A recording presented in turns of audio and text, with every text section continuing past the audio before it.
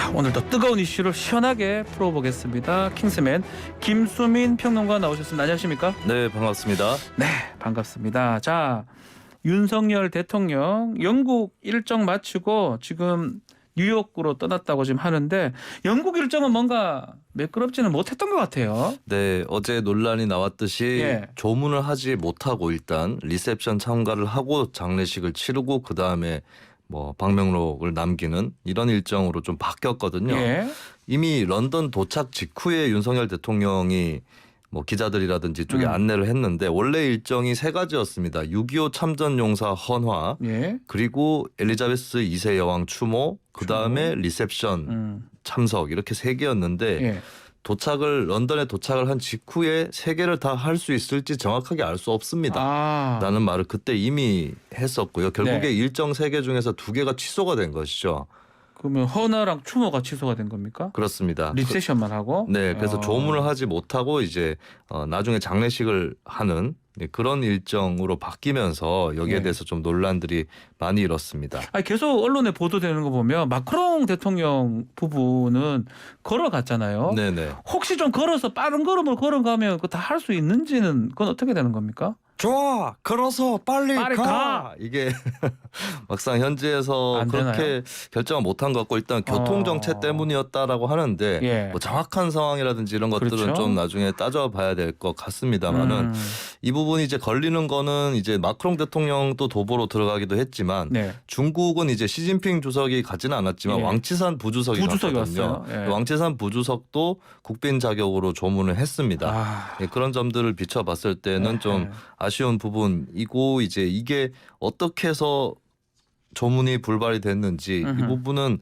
향후에도 좀 어느 정도 진상이라든지 이런 것들을 알아봐야 되는 그런 논쟁 사항이 돼버렸습니다. 그러다 보니까 민주당에서 이럴 거면 왜 갔냐라고 하고 그래서 지금 교통 통제가 문제된 건지 네. 사전에 조율이 안 된 건지 뭔가 의전이 문제된 건지 이게 지금 계속 얘기가 될 것 같아요. 네, 현지에서 교통 통제를 하게 됨에 따라서 불가피하게 조문을 하지 못한 것이다. 일단 대통령실 입장은 그 정도라고 그렇게 얘기를 했습니다. 보여지는데 예. 지금 아직까지 남아있는 논란은 사전에 조율이 제대로 되었으면 일정이라든지 이런 것들을 조금 넉넉하게 잡아서 조금 더 이르게 도착했다면 그런 일도 없지 않았느냐라고 하는 것이거든요. 그만큼 이제 조문이나 참배 이런 것들이 상당히 중요한 일정인데 그걸 염두에 뒀으면 더 치밀하게 조율을 하거나 또 더 여유 있게 도착을 했었어야 된다. 이런 지적이 또 나오고 있습니다. 아니 뭐 궁금한 거는 이게 사실은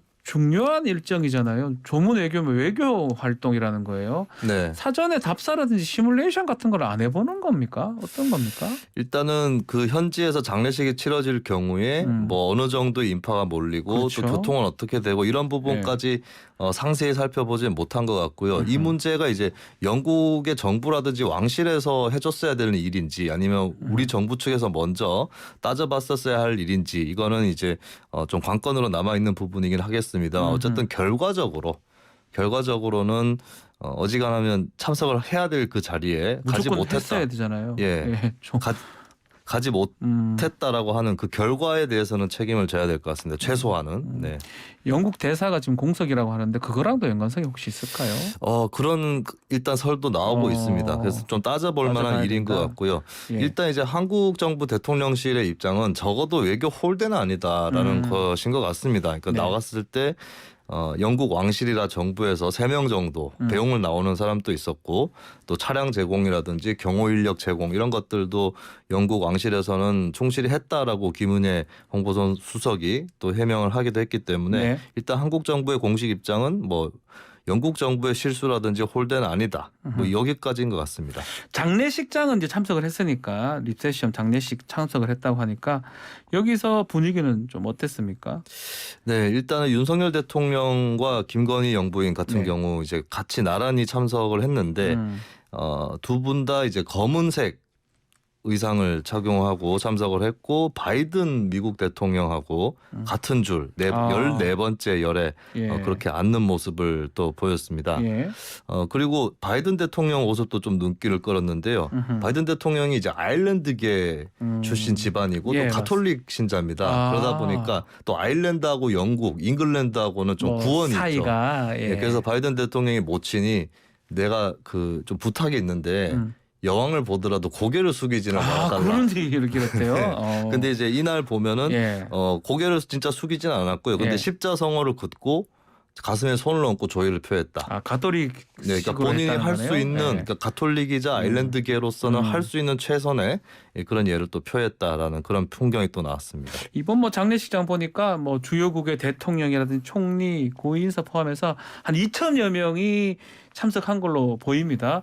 아마 자연스럽게 우리 윤석열 대통령 좀 조우가 되고 네. 또 외교 활동이 되는 그런 네. 상황으로 봐야 될 것 같아요. 네, 여기서 뭐 구체적인 성과를 도출할 수 있는 대화는 힘들어 보이는데요. 일단은 네. 이제 의전상 또 사교상의 그런 대화들이 있었습니다. 바이든 대통령 부부하고 윤석열 대통령이 조우를 했는데 안부를 묻고 이제 곧 유엔에서 만나자. 또 만날 거니까. 네, 어차피 예. 그걸 알고 있기 때문에 조만간에 만나자 이런 대화를 나눴다라고 하고요. 그리고 일본의 나루히토 왕하고도 조우를 했습니다. 일왕요. 예. 네, 이 일왕과 이제 한국 정상 간의 면담 이런 것들이 최근에 박근혜 정부, 문재인 정부에서는 일어나지 않았었거든요. 네. 이번에는 그 영국 여왕의 장례를 계기로 해서 윤석열 대통령이 뭐 기시다 후미오 총리 만나기 전에 일왕과 먼저 안면을 텄다 이렇게 볼 수 있겠습니다. 지금 말한 이제 한일 정상회담 이것도 지금 좀 문제가 되고 있는데 앞서 외교장관 회의가 지금 진행 중이고 있다고 하는데 원래 정상회담 전에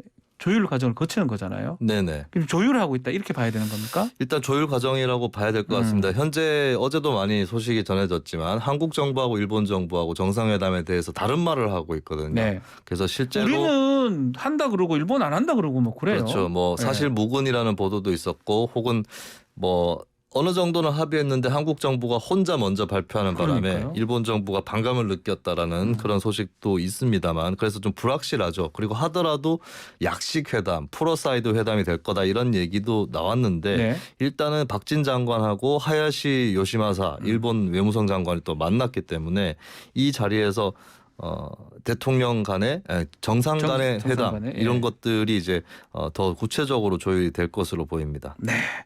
자, 이 정도 짚어보고요.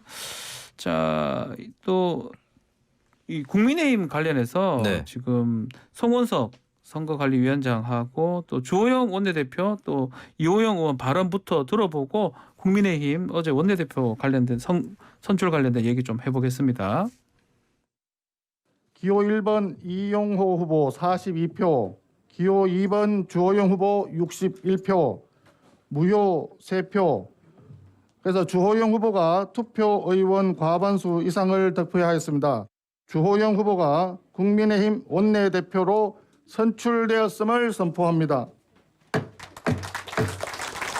언제든지 의견 내주시고 찾아주셔서 함께 이 위기를 극복해 나가도록 하겠습니다. 다시 한번 일할 기회를 주신 데 대해서 원망과 감사의 말씀을 함께 드립니다. 감사합니다. 이변이 아닙니다. 바닥에 깔려있는 미심 또 의원들의 마음은 이미 그렇게 자리매김하고 있었다 이렇게 보고요. 저는 오늘 원내대표 경선이 우리 국민의힘에 정말 새로운 희망을 만들어줬다.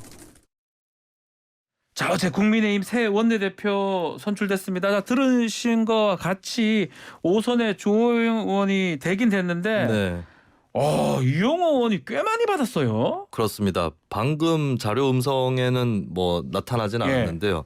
이용호 42표라고 했을 네. 때 의총장에서 우와 이런 얘기 이런 네, 말들이 깜짝 들렸다고 놀랐어요, 합니다. 다들. 네. 네. 아무도 예상을 못했죠. 어떤 분은 뭐 8대 2 정도는 될 거다. 그렇죠. 왜냐하면 예전에 권성동 전 원내대표가 조혜진 의원과 1대1로 맞붙었을 때 그렇죠. 8대 2 정도 8대 2 났거든요. 정도. 편차가. 비율로. 예. 네, 근데 이번에 6대 4로 대거 좁혀진 결과가 나왔고 네. 뭐 심지어 주호영 신임 원내대표조차도 이용호 의원이 선전했다고 본다. 내가 봐도 그렇다. 이런 말을 하기도 했습니다. 자, 이게 이제 중요한 게 42표입니다. 40%. 103표 중에 42표. 이게 윤심이 좀 흔들린다. 용산에 대한 반기 네. 이렇게 볼 수도 있는 겁니까? 조금 섞여 있다고 봐야 될 것 같은데요. 그러니까 이런 거죠. 용산에 대해서 반기를 좀 들어야겠다 싶은 의원들은 이용호 의원으로 투표를 많이 했겠습니다만 가겠죠. 예. 그러면 거꾸로 이용호 의원을 찍은 표가 다 용산에 대한 반기냐 그거는 아니라고 저는 보는데요. 왜냐하면 아까도 말씀드렸지만 8대2의 편차가 6대4로 줄었다라고 하는 것은 그 8이 예전에 8로 뭉쳐져 있던 것이 조금 분화되었다. 그렇죠. 그중에 2가 정도 그 수치를 따지면 2가 빠졌다는 거잖아요. 그런 것도 있는 것이고 그리고 이용호 의원이 원내대표 출마해서 연설을 할 때 이게 뭐 윤심이냐 권심이냐 이런 표현을 쓰거든요. 그러면 사실은 이제 윤심이 있다기보다는 권성동 전 원내대표가 막 하고 있는 거 아니냐. 실제로 후보들도 정리를 하고 주호영 추대 쪽으로 몰고 있는 거 아니냐. 그리고 이제 장제원 의원은 그러면 무슨 생각이냐. 이것도 좀 오리무중이었거든요. 특히 또 장제원 의원하고 이용호 의원하고 한때 민들레 모임. 그렇죠. 친윤 일부의 그 세력화라고 평가를 받았던 민들레 모임을 같이 한 적도 있기 때문에 사실 이용호 의원도 윤석열 대통령 아니었으면 국민의힘에 입당을 하지 않았을 수도 있는 그런 인사입니다. 그러면 이제 이용호 의원이 뭐 반윤, 비윤 이렇게 의미한다고 보기에는 어려울 것 같고요. 다만 이제 용산에 대한 반기까지는 아닐지라도 권성동, 윤핵관 중에 한 축인 권성동 전 원내대표에 대한 반기는 맞다.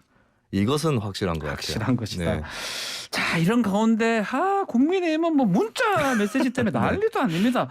정진석 부의장하고 유상범 의원 간의 문자 이게 또 찍혔네요. 네, 이 휴대전화 메시지 내용을 보면 정 위원장이 정진석 위원장이 유상범 의원한테 중징계 중 해당 행위 경고해야지요.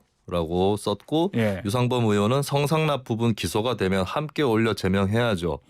라고 했고 그다음에 밑에 이제 정진석 위원장이 오늘 오찬 함께 합까지 찍혔습니다. 점심을 같이 먹자. 밥 먹자 뭐 뜻이 같은데. 근데 이제 이걸 알고 보니까 이제 정진석 위원장 해명은 그 자신의 문자 그러니까 입력하기 전에 위에 문자들은 8월 13일에 보낸 예전 것이다. 문자다. 네, 비상대책위원장 되기 전에 보냈던 문자. 한창 이제 이준석 전 대표가 지난달에 논란이 있을 때 그때의 상황이었다라고 설명을 했고요. 다만 유상범 의원 같은 경우는 윤리위원회 위원직에서 사퇴. 윤리위원인데 이런 문자를 보낸다는 게 말이 안 되는 그렇습니다. 거잖아요. 좀 이제 윤리위원회 중립성이라든지 객관성 이런 것들이 중요한데 조금이라도 의심받아서는 안 된다고 생각을 한다면서 사퇴를 했습니다.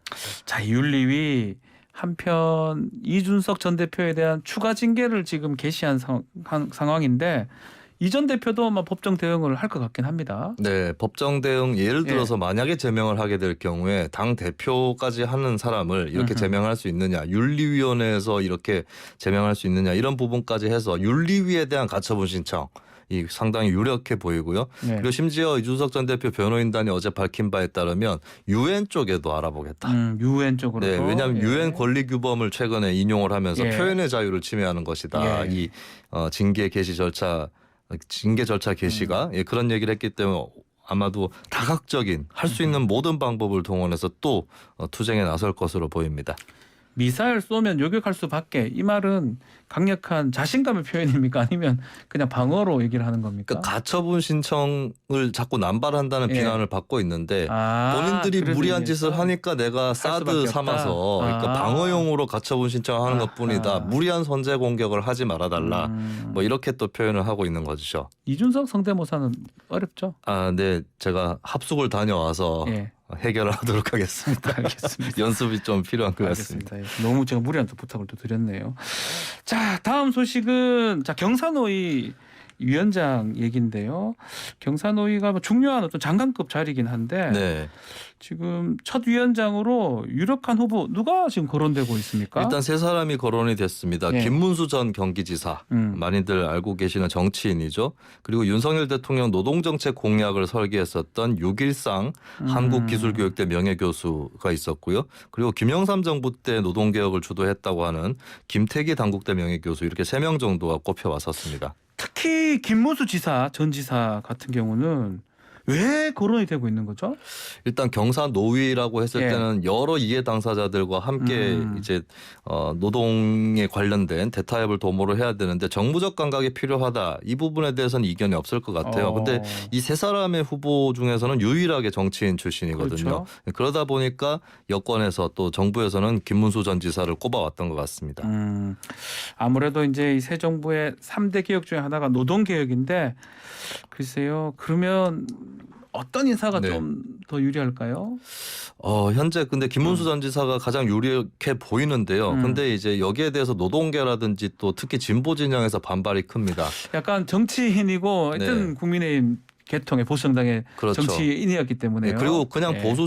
보수 진영 정도다 이렇게 평가받는 게 아니라 예. 태극기 집회에 참여를 극우적인, 한다던가 예. 또 본인이 노동운동가 출신이긴 한데 하다가 이제 옮겼는. 네, 옮겼는데 또 더 반노동적인 거 아니냐 이런 그렇죠. 인식을 진보 진영에서 갖고 있거든요. 그래서 어찌 됐든 간에 김문수 전 지사로 지명이 될 경우는 상당한 논란이 일어나지 않을까. 지금 민주노총은 경사노위에 이미 협조적이지 않은 상황인데 네. 한국노총에서도 굉장히 비판적인 입장이 예. 나오고 있거든요. 예. 예, 그래서 이게 좀 쉽지만은 않은 그런 과정을 밟아 나갈 것 같습니다. 네, 좀 지켜봐야 될 것 같습니다.